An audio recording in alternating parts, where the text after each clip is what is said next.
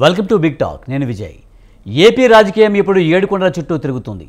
తిరుమల లడ్డు వివాదం నేపథ్యంలో అధికార ప్రతిపక్షాల మధ్య మాటల యుద్ధం నడుస్తుంది. తిరుమల శ్రీవారిని దర్శించుకోవాలనుకున్న మాజీ సీఎం జగన్మోహన్ రెడ్డి డిక్లరేషన్ ఇవ్వాలని అధికార పక్షం పట్టుబట్టింది. ససేమిరా అంటూ బెట్టు చేసింది వైసీపీ. ఈ నేపథ్యంలో తిరుమల పర్యటనను రద్దు చేసిన జగన్ కూటమి ప్రభుత్వం రాజకీయాల కోసం మతాన్ని వాడుకుంటుందని ఘాటు విమర్శలు చేశారు. తిరుమలను అపవిత్రం చేసింది చంద్రబాబు అంటూ ఆరోపణలు చేశారు. ఇంతకు నిజంగానే కూటమి ప్రభుత్వం కావాలని రాజకీయం చేస్తుందా? డిక్లరేషన్ ఇవ్వడానికి జగన్మోహన్ రెడ్డి ఎందుకు అభ్యంతరం వ్యక్తం చేశారు? కల్తీ నెయ్యి విషయంలో చంద్రబాబు కావాలనే ప్రజల్ని తప్పుదోవ పట్టించారా? ఇదే అంశాన్ని గురించి ఇవాల్టి బిగ్ టాక్లో చర్చిద్దాం.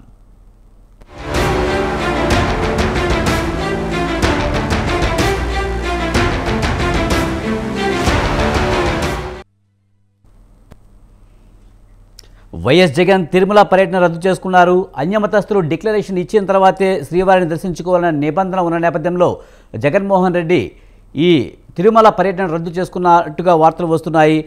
ఇప్పటి వరకు డిక్లరేషన్ మేము ఇవ్వలేదంటూ కూడా జగన్మోహన్ రెడ్డి చెప్తున్న నేపథ్యంలో దాదాపు సీఎంగా ఉన్నప్పుడు దాదాపు 10-12 సార్లు మేము తిరుమల వెళ్ళినప్పటికీ కూడా అప్పుడు డిక్లరేషన్ ఇవ్వలేదు, ఇప్పుడు కొత్తగా ఎందుకు ఇవ్వాలని వైసీపీ అంటున్న నేపథ్యంలో దీనికి కౌంటర్గా చంద్రబాబు కూడా చెప్పారు. ముఖ్యంగా ఖచ్చితంగా ఆ ఆలయ సాంప్రదాయాన్ని పాటించాల్సిందే అంటూ కూడా అని చెప్పడం జరిగింది.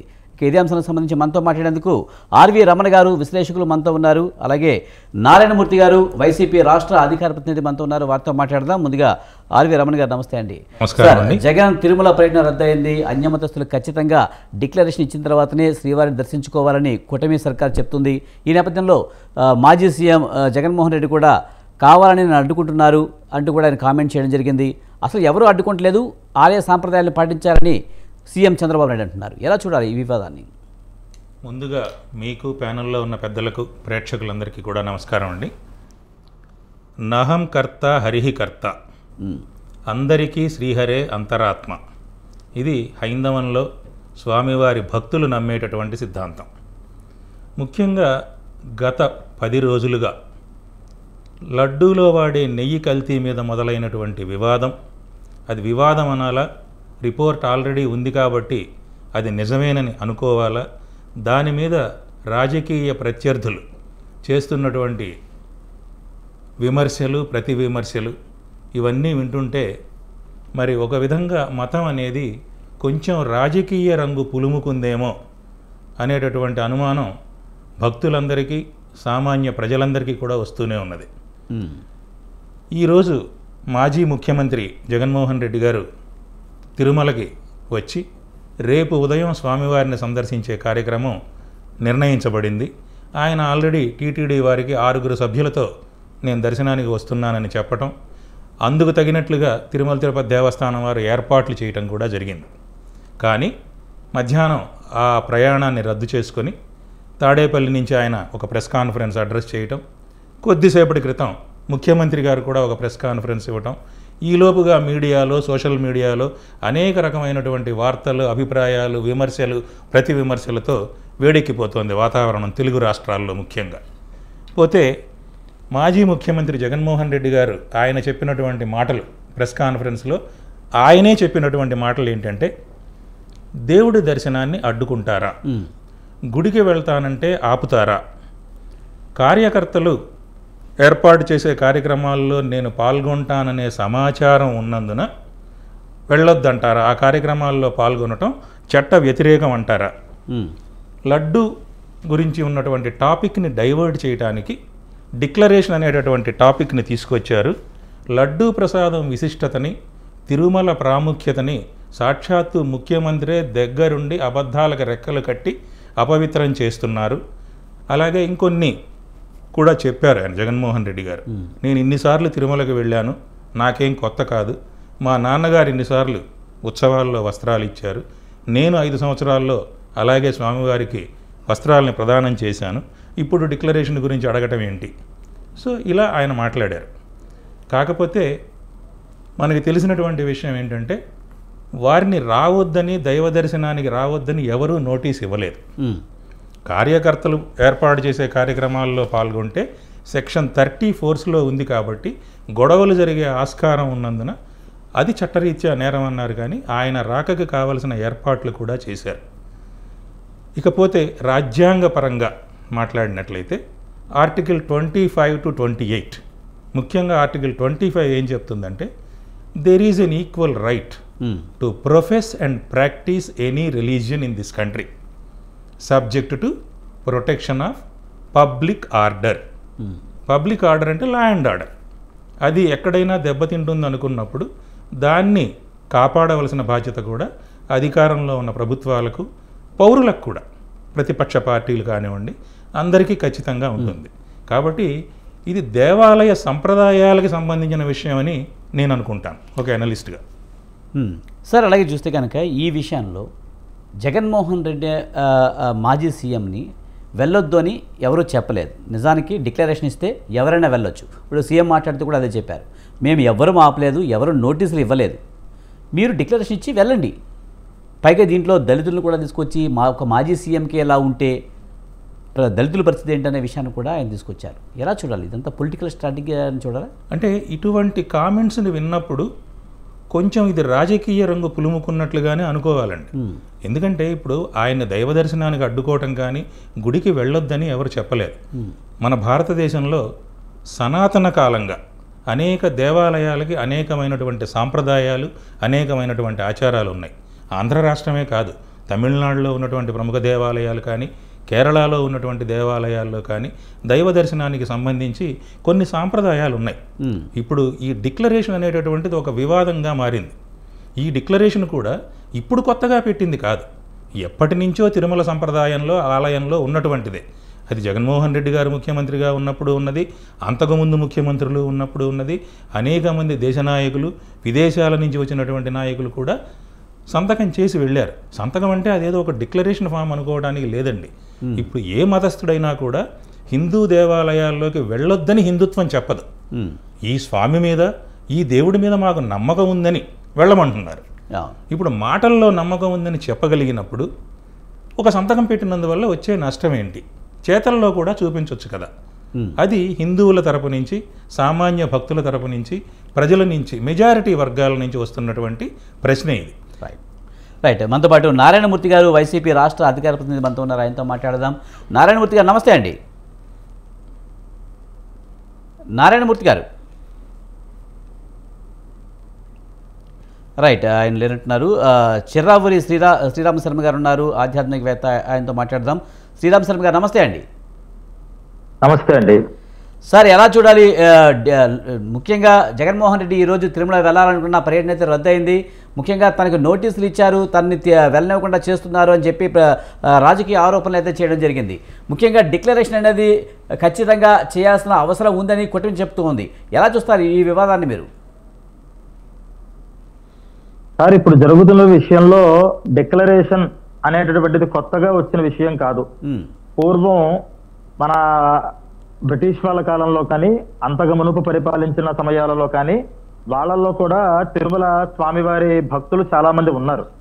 ఆ రోజుల్లో విశ్వాసం, స్వామి మీద విశ్వాసంతో వచ్చినప్పుడు ఇక్కడికి భగవంతుడి దగ్గర, మాకు ఈ భగవంతుడి మీద, మేము అన్య మతాలలో ఉన్నా, మాకు విశ్వాసాలు వేరే వేరేగా ఉన్నా, స్వామి మీద భక్తితో ఇక్కడికి వస్తున్నాము తప్పితే మేము వేరే భావంతో, తక్కువ భావంతో ఇక్కడికి రావట్లేదు అని వాళ్ళు నిర్ధారణ చేసి వచ్చేవారుగా మనం పెద్దవాళ్ళ దగ్గర నుంచి వింటూ ఉంటాం. తిరుమల చరిత్ర చూసినా సరే అనేక మంది ఎప్పుడు కూడా తిరుమల బారాజీ ఒక కులం వాడికో, ఒక మతం వాడికో సంబంధించిన దేవుడు కాదు, విశ్వవ్యాప్తమైనటువంటి దేవుడు. కానీ ఇప్పుడు సమస్యల్లో ఎక్కడ వచ్చిందంటే, అసలు డిక్లరేషన్ అనే విషయాన్నే తుంగలో తొక్కేశారు. మొట్టమొదట గత ప్రభుత్వంలో ఉన్నప్పుడు దాన్ని ఆ పదవిలోకి వచ్చినటువంటి వాళ్ళు మొట్టమొదటి చేసిన పని ఏంటంటే, డిక్లరేషన్స్ అంతకు మునుపు ఒక కట్ట డిక్లరేషన్స్ ఉండేదండి. దేశ విదేశాల నుంచి అనేక మంది వచ్చి వాళ్ళు డిక్లేర్ చేసి మాకు పూర్తి విశ్వాసం ఉంది అని పెట్టి వెళ్ళేవారు. అంటే ఇప్పుడు మనం జనాల సందేహం ఏంటంటే, అవతల వాళ్ళవి డిక్లరేషన్ ఎందుకు ఇవ్వాలి అంటున్నారు.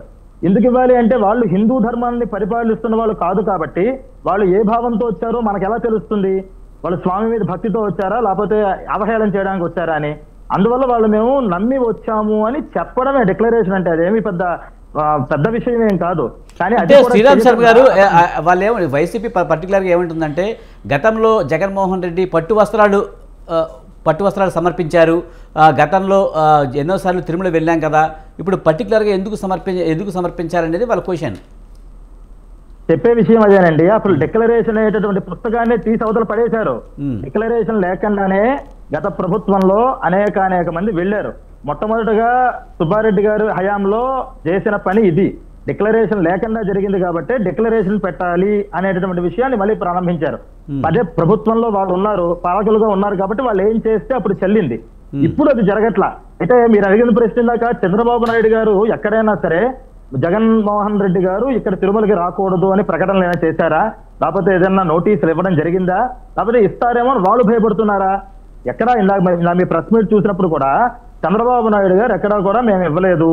అయితే ఆయన ఎందుకు ఆగుతున్నారు దాన్ని అంటే, ఇంతకు మునుపు ఆయన వెళ్ళిన సమయంలో డిక్లరేషన్ లేదు, ఇప్పుడు నేను డిక్లరేషన్ ఇచ్చి ఎందుకు వెళ్ళాలి అనేటటువంటి ఒక పంతంతో ఉన్నారు ఆయన.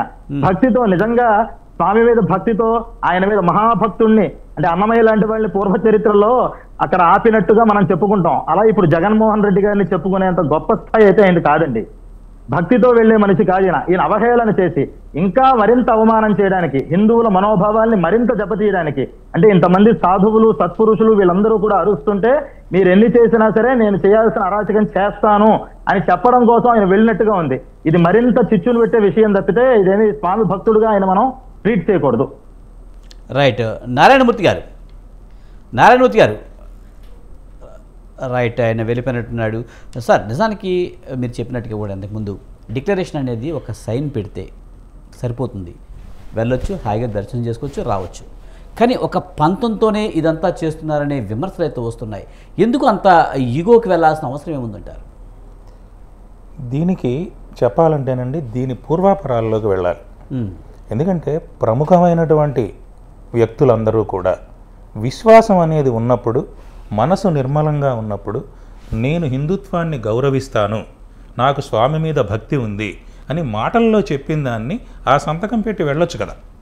అక్కడేమవుతోందంటే అహం దెబ్బతింటోందా, లేదంటే నేను వేరే మతాన్ని అనుసరిస్తున్నాను కాబట్టి ఆ మతం నుంచి నాకేమన్నా ఇబ్బంది కలుగుతుందా, రాజకీయ నాయకులుగా ఉన్నారు కాబట్టి ఆ వర్గం ఓట్లు ఈ వర్గం ఓట్లు అనేటటువంటి బేరీజు వేసుకుంటున్నారా అనేటటువంటిది ఇక్కడ ముఖ్యమైన విషయం.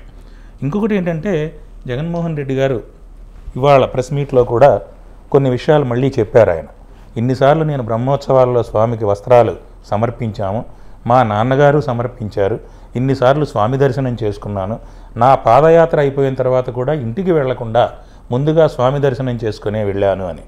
కాకపోతే ఆ ఆలయ సంప్రదాయంలో, తిరుమల ఆలయ సంప్రదాయం ప్రకారం బ్రహ్మోత్సవంలో స్వామివారికి పట్టు వస్త్రాలు భార్యా సమేతంగా సమర్పించాలనేటటువంటిది ఆలయ నిబంధన, నియమం.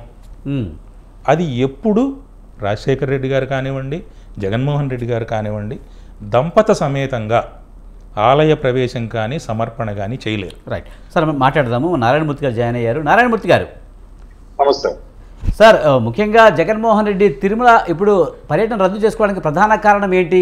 డిక్లరేషన్ ఇచ్చి వెళ్ళొచ్చు అని చెప్పి ప్రభుత్వం చెప్తున్నప్పటికీ కూడా కావాలని మమ్మల్ని వెళ్ళనివ్వట్లేదనే ఒక విషయాన్ని బయటకు తీసుకొచ్చారు జగన్మోహన్ రెడ్డి. కానీ ఎవరు ఆపట్లేదు, మీరు డిక్లరేషన్ ఇచ్చి యథేచ్ఛగా వెళ్ళొచ్చు అని చెప్తున్నారు. అయినా సరే ఎందుకు ఈ డిక్లరేషన్ ఇవ్వడానికి భయపడుతున్నారు? అది కరెక్ట్ కాదండి. ఇవాళ పోలీసు వారు అనేక ఇతర జిల్లాల్లో వాళ్ళు ఇచ్చిన మెసేజ్ ఏంటంటే, జగన్మోహన్ రెడ్డి గారిని కూడా మేము పర్మిషన్ ఇవ్వలేదు, ఎవరు రావడానికి వీలు లేదు, ఇక్కడ పర్మిషన్ లేకుండా ఎవరు తిరుమలకి రావద్దు, వైఎస్ఆర్ కాంగ్రెస్ పార్టీకి సంబంధించిన నాయకులు కానివ్వండి, కార్పొరేటర్స్ కానివ్వండి, లేదంటే ఎమ్మెల్యేలు కానివ్వండి, ఎవరైనా కానివ్వండి అనేటటువంటి నోటీసులు వాళ్ళు జారీ చేయడం జరిగింది. అది చూపించడం కూడా జరిగింది. అంటే భారతదేశ చరిత్రలో ఒక భక్తుడిని, ఒక సిటిజన్ని ఇవాళ టెంపుల్లోకి వెళ్లకుండా అడ్డుకున్న పరిస్థితి నాకు తెలిసి ఇది మొదటిసారి. అది కూడా ఒక మాజీ ముఖ్యమంత్రి, ఒక మాజీ ముఖ్యమంత్రి కొడుకు, ఒక మాజీ అపోజిషన్ లీడర్, ఒక మాజీ అపోజిషన్ లీడర్ కొడుకు, ఒక మాజీ ఎంపీ, ఒక ఎమ్మెల్యే, ఇప్పుడు ఒక మాజీ ఎంపీ కొడుకు, ఇన్ని సార్లు వీళ్ళు శ్రీవారికి, వెంకటేశ్వర స్వామికి ఆ వస్త్రాలు సమర్పించిన చరిత్ర ఉన్న కుటుంబం అది. అయినప్పటికీ కూడా ఆనాడు ఎప్పుడు కూడా ఇలాంటి కాంట్రవర్సీలు రాలేదు, చెయ్యలేదు. అది అందరికీ తెలుసు, మీకు తెలుసు, నాకు తెలుసు, అందరికీ తెలుసు. నారాయణమూర్తి గారు ఇప్పుడు కూడా ఎవరు వెళ్ళొద్దు అని చెప్పలేదు, అలాగే నోటీసులు కూడా ఇవ్వలేదని ప్రెస్ మీట్ లో చంద్రబాబు నాయుడు స్పష్టంగా చెప్పడం జరిగింది. ఒకవేళ కనుక జగన్మోహన్ రెడ్డి ఒక నిమిషం జగన్మోహన్ రెడ్డికి సార్ జగన్మోహన్ రెడ్డికి నిజంగా నోటీసులు ఇచ్చుంటే చూపించమని అడుగుతున్నారు. రైట్, మీరు చెప్పుకుంటూ పోతా ఉన్నాయి. ఇప్పటికే 10 సార్లు చెప్పారు అది. ఎవరు వెళ్ళొద్దని లేదు, వెళ్ళొద్దని చెప్పలేదు, ఆపలేదు అని చెప్పేసి ఇదే దుష్ప్రచారం. ఇది వాళ్ళ పార్టీకి ఉన్న నైతిక విలువలు. ఇవే వాళ్ళకున్న పార్టీకి ఉన్న నైతిక విలువలు. ఎలాంటివి అంటే కోట్లాది మంది భక్తుల యొక్క మనోభావాలను దెబ్బతింటాయని తెలిసి కూడా, రోధిస్తారని తెలిసి కూడా, బాధపడదని తెలిసి కూడా కలవని దాంట్లో ఏ విధంగానూ కూడా మాంసం సంబంధించిన లేదంటే జంతువులకు సంబంధించిన కొవ్వు పదార్థాలు కలవలేదు. ఆ రిపోర్ట్లు కూడా ఏమనుంది, ఏదైతే పాలు తీస్తున్నామో ఆవుల నుంచి, ఆ ఆవులు అనారోగ్యంగా ఉన్నప్పటికీ, లేదంటే ఆ ఆవులు సరైన మేత మేయకపోతే, లేదంటే ఆ పాలు సరిగా క్లీన్ చేసిన వెసల్స్ లో డబ్బాల్లో కానివ్వండి ఏ విధంగా తెస్తారో ఆ ట్యాంకర్స్ కానీ అవి క్లీన్ అయినప్పుడు వచ్చే అవకాశం ఉంది అని ఆ రిపోర్ట్ లో ఉంది. కానీ ఆ రిపోర్ట్ రాకముందే వీళ్ళు కొవ్వు పదార్థాలు కలిసాయి, లేదంటే జంతువుల ఇవి కలిసాయి, లేదంటే నూనె కలిసింది, ఫిష్ నూనె కలిసింది, అనేక రకాలుగా. అంటే హిందుత్వం అంటే గౌరవం లేని వాళ్ళు, ఆ దేవుడు అంటే గౌరవం లేని వాళ్ళు, అసలు మానవత్వం లేని వాళ్ళు చేసేటటువంటి ప్రక్రియ ఇదంతా జరిగింది. ఆ విధంగా మాట్లాడిన వాళ్ళందరూ కూడా పూర్తిగా రాక్షసుల్లాగా, దేవతల మీద రాక్షసులు ఎట్లయితే దండయాత్ర చేస్తారో ఆ విధంగా చేసిన కార్యక్రమం జరిగింది. ఆయన ఒక మానవతామూర్తి, గుండు కట్టించారు. ఇప్పుడు కూడా ఒక నిమిషం సార్, కూటమి ప్రభుత్వం ఏం చెప్తుందంటే డిక్లరేషన్ ఇచ్చి చక్కగా వెళ్ళొచ్చని చెప్తుంది. డిక్లరేషన్ ఇవ్వడానికి జగన్మోహన్ రెడ్డి సిద్ధంగా ఉన్నారా? నేను అదే చెప్తా ఉన్నా. మీకు ఎవరైనా డిక్లరేషన్ ఎప్పుడు అడుగుతారంటే మొదటిసారిగా వస్తారు చూసారా, వాళ్ళని అడుగుతుంది. కావాలంటే తెలుసుకోమనండి, వాళ్ళని అడుగుతుంది. ఎవరైనా అన్నోన్ పీపుల్ ఎవరైనా వస్తారు చూసారా, వాళ్ళు అడుగుతుంది. సరే, మీరు చెప్తున్నట్టు వాళ్ళు కావాలని అడ్డుకుంటున్నారు అనుకుందామండి. నారాయణమూర్తి గారు మీరు చెప్తున్నట్టుగా కావాలని ఒక నిమిషం సార్, ఒక్క మాట నేను చెప్పిన తర్వాత సార్ ఒక్కసారి వాళ్ళు ఏ విధంగా ఫాలో అవుతారనేది చెప్తా. నారాయణమూర్తి గారు, లక్షలాది మంది రోజు వస్తా ఉన్నారు. లక్షలాది మందిలో హిందువులు ఉంటారు, ముస్లింలు ఉన్నారు, క్రిస్టియన్స్ ఉన్నారు, దళితులు ఉన్నారు. ఎన్ని డిక్లరేషన్ తీసుకున్నారు వాళ్ళు చెప్పాలని వాళ్ళు ఇదే సోకాల్డ్ ఈ దుర్మార్గమైన ఆరోపణలు చేస్తున్న దుర్మార్గులు ఎవరైతే ఉన్నారో, నేను నిజంగా చెప్తున్నా, ఇవాళ నేను ప్రతిరోజు పూజ చేస్తా, నా బొట్టు చెప్తుంది అది, నేను ప్రవర్తించే మాటలు చెప్తాయి. నేను మనసావాచకరమైన నేను హిందుత్వాన్ని పటిష్టంగా నమ్ముతాను. అందులోని వెంకటేశ్వర స్వామిని చాలా గాఢంగా నమ్మే వ్యక్తిని, గౌరవించే వ్యక్తిని. నేనేమంటున్నానంటే ఈ సోకాల్డ్ ముసుగు వేసుకొని వీళ్ళు ఏ మతానికి సపోర్ట్ చేస్తున్నారో వాళ్ళకి తెలియదు. నాకు ఈ ముసుగు వేసుకొని ఈ వ్యాఖ్యలు చేసే వాళ్ళందరూ కూడా ఆ ముసుగు తీయాలి. దానికి ఒకటే ఒక ప్రక్షాళన. తిరుపతి దేవస్థానానికి వచ్చి వెంకటేశ్వర స్వామి పాదాల మీద ప్రమాణ స్వీకారం చేద్దామని చెప్పేసి ఇద్దరు స్టేట్మెంట్స్ చెప్పారు. ఎందుకు పారిపోయారు మీరు? ఎందుకు పారిపోయారు? నారాయణమూర్తి గారు ఒక మాట చెప్పండి. ఇప్పుడు చెప్పండి, అలా కాదు.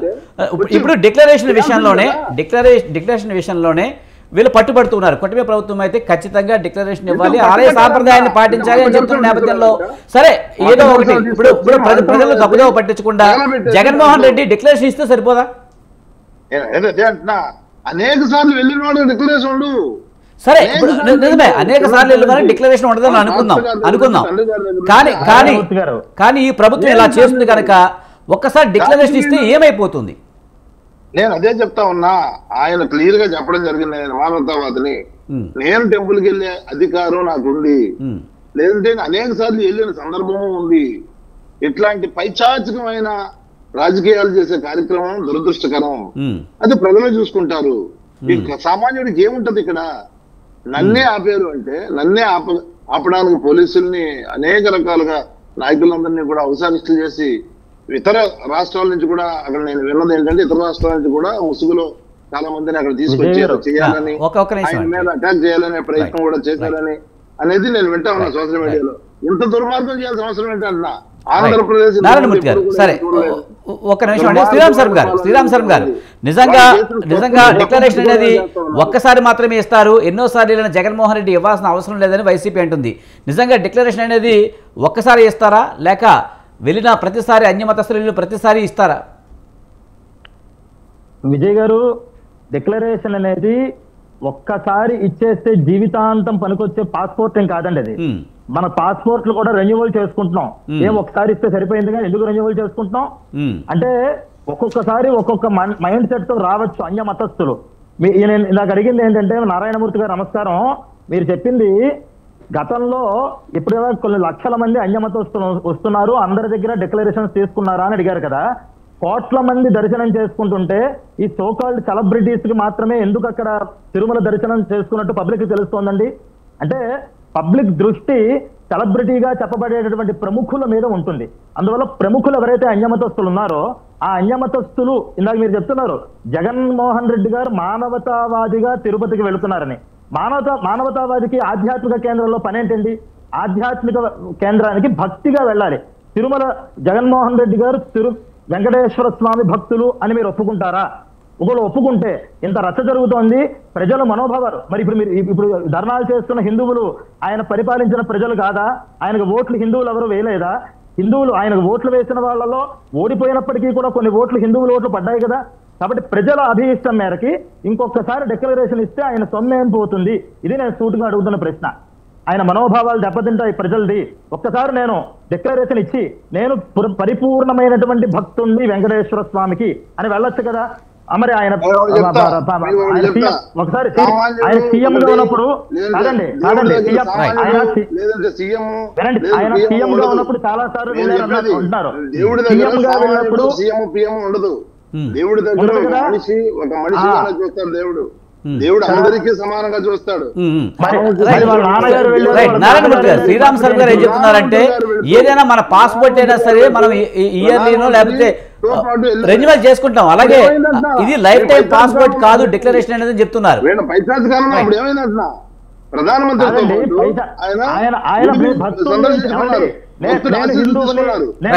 ఎవరో ఒక్కరే మాట్లాడండి, నారాయణమూర్తి గారు ఆయన ప్రశ్న చెప్పండి, మీరు మాట్లాడుతారు కానీ. ఎందుకు ఇలాంటి పైశాచికమైన గొడవలు సృష్టించడానికి, అరాచకాలు సృష్టించడానికి, మతకల్లోలు సృష్టించడానికి, రాష్ట్రాన్ని రావణ కష్టం చేయడానికి చూస్తున్నారు? ఎందుకని మీరు రావణ కష్టం చేయడం కావాలా, ప్రశాంతత కావాలా? మీరు రావణ కష్టం చేయడం కావాలా, ప్రశాంతత కావాలా? ఆ దేవుడి యొక్క ప్రతిష్ట దెబ్బతీయడం కావాలా, లేదంటే ఆయన గొప్ప? కానీ నారాయణమూర్తి గారు మీరు ఇంతకు ముందు చెప్పినట్టు రావాలని కోరుకుంటున్నారా, లేదంటే కంచెలేసి ఒళ్ళు కంచెలేసి అందరినీ తగిలేయాలని చూస్తున్నారా? సమాధానం చెప్పాలి. నారాయణమూర్తి గారు ఇంతకు ముందు మీరు చెప్పినట్టు ఒక్కసారి డిక్లరేషన్ ఇస్తే మళ్ళీ ఇవ్వాల్సిన అవసరం లేదని చెప్తున్నారు.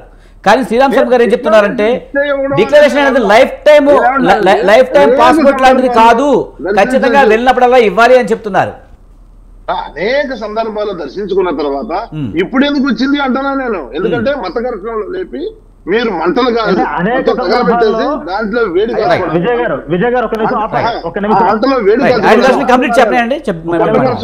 తీసుకొచ్చి మీరు ఇష్టం వచ్చినట్టుగా రావణ కష్టం చేసి రాష్ట్రాన్ని మంటలు తగలబెట్టేసి దాంట్లో వేడి కాల్చుకోవడానిక మీరు ఎందుకు ఈ ప్రయత్నాలు చేస్తారు? అనేక వారు వెళ్ళారు కదా, ప్రధానమంత్రితో పాటు కూడా వెళ్ళారు.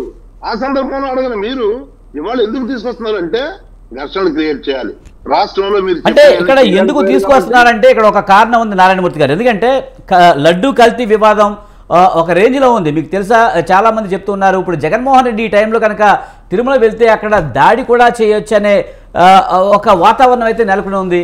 మరి ఇలాంటి పరిస్థితుల్లో జగన్మోహన్ రెడ్డి వెళ్తే, డిక్లరేషన్ ఫామ్ ఇవ్వకుండా వెళ్తే మరింత ఆగ్రహావేశాలు వచ్చే అవకాశం ఉంది, దాడులు కూడా జరిగే అవకాశాలు ఉన్నాయి కదా. ఇప్పటి వరకు లేని ఈ రాక్షసత్వం ఇప్పుడు ఎందుకు పుట్టుకొచ్చింది? ఇప్పుడు వరకు రాక్షసులు ముసుగులు వేసుకొని తిరిగి ఇప్పుడు ఆ రూపాన్ని ఎందుకు ప్రదర్శిస్తా ఉన్నారు? ఆ దేవుడి దగ్గర ఏ రాక్షసునైనా సంహరిస్తాడు. వెంకటేశ్వర స్వామికి ఆ శక్తి ఉంది, ఆయన చూసుకుంటాడు. ఈ పిశాచాలు, ఈ రాక్షసుల్ని ఆయన ఎలా దండించాలో దండిస్తాడు, ఆయన చూసుకుంటాడు. మనమే ఇబ్బంది పడాల్సిన అవసరం లేదు. ఇప్పుడు ఎంతో మంది మనోవేదన గురి చేశాడు, ఎవరు దాంట్లో ఏమీ లేదు అంటున్నారు.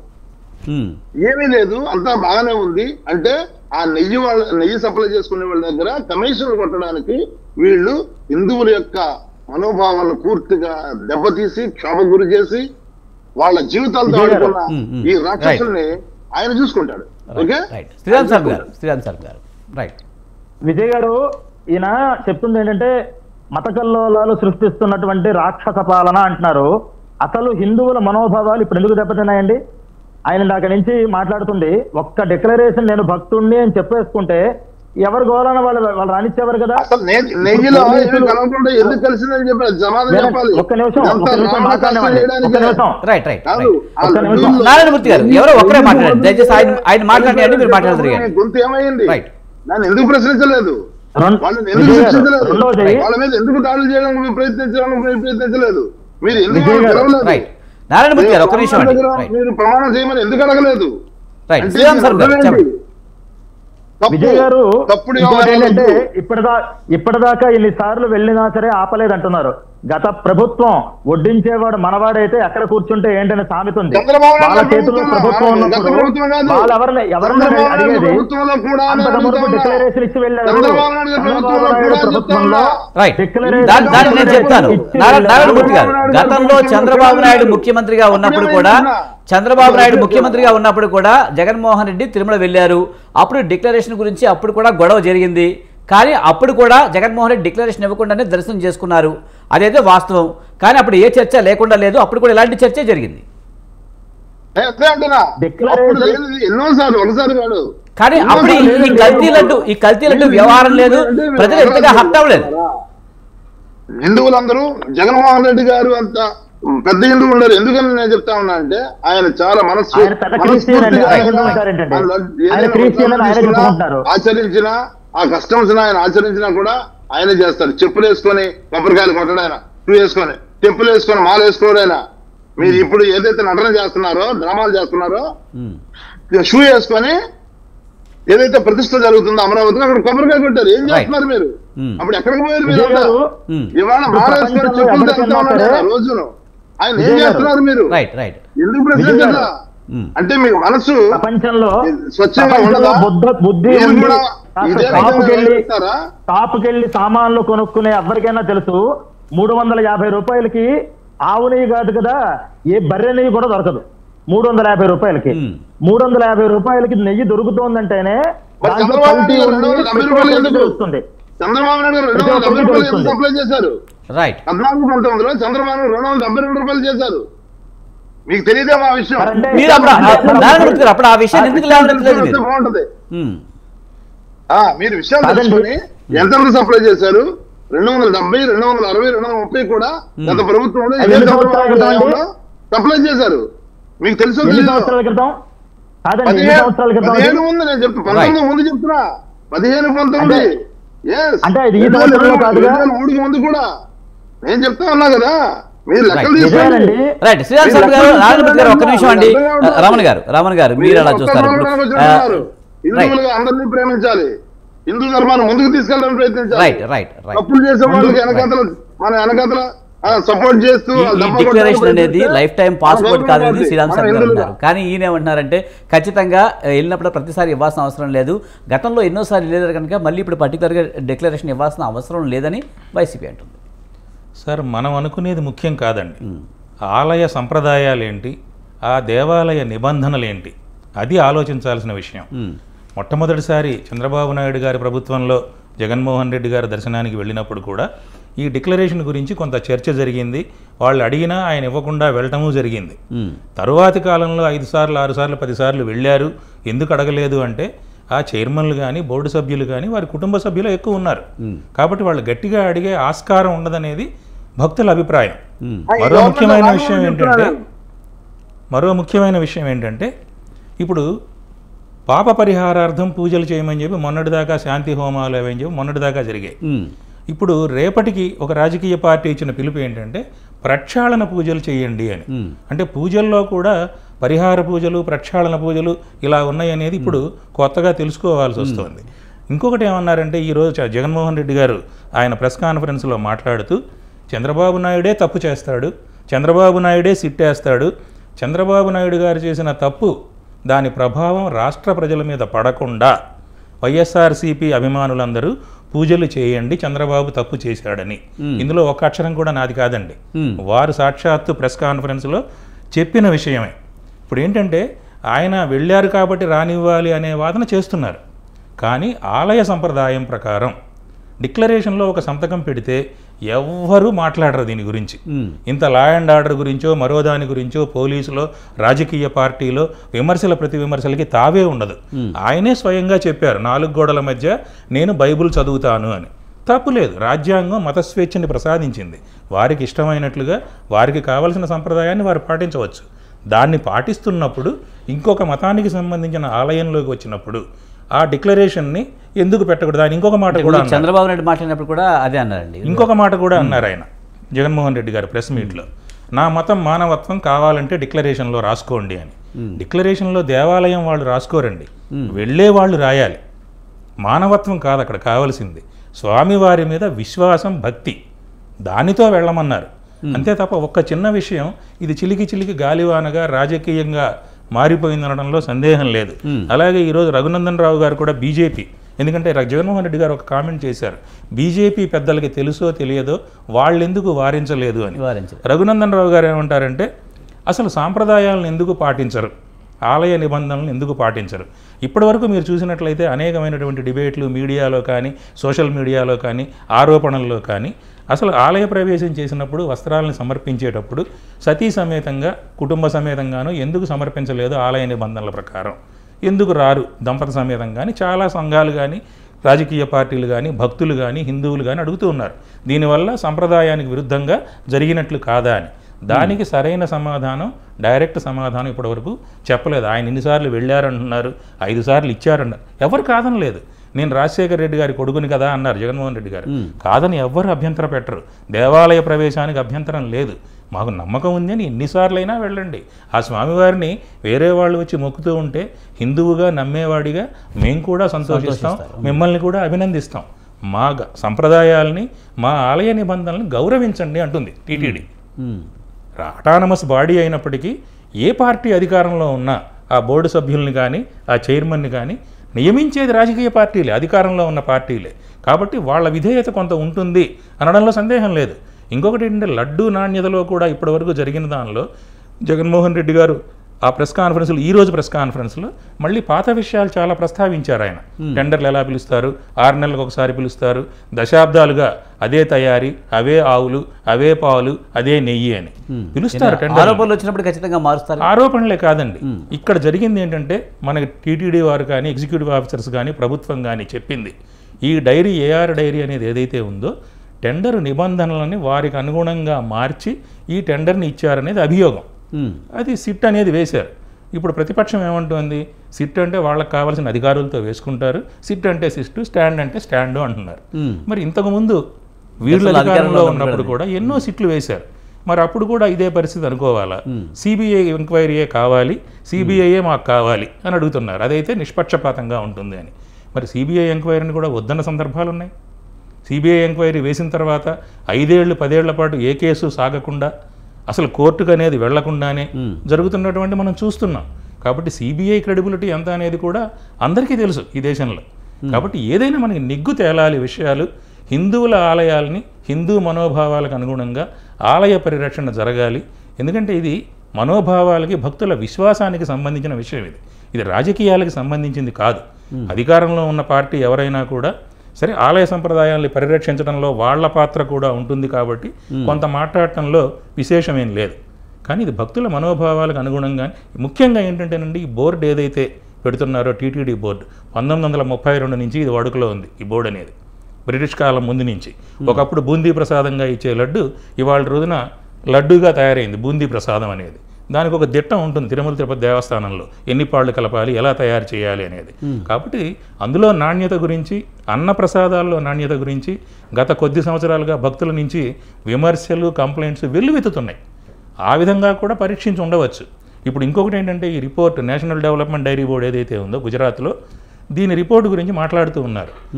ఏ రిపోర్ట్ అయినా, ఏ ల్యాబ్ రిపోర్ట్ అయినా, మనకి జబ్బు చేస్తే వెళ్తే చేయించుకునే బ్లడ్ టెస్ట్ రిపోర్ట్ అయినా కూడా కింద డిస్క్లైమర్ క్లాజ్ అనేది ఒకటి ఉంటుంది దానికి.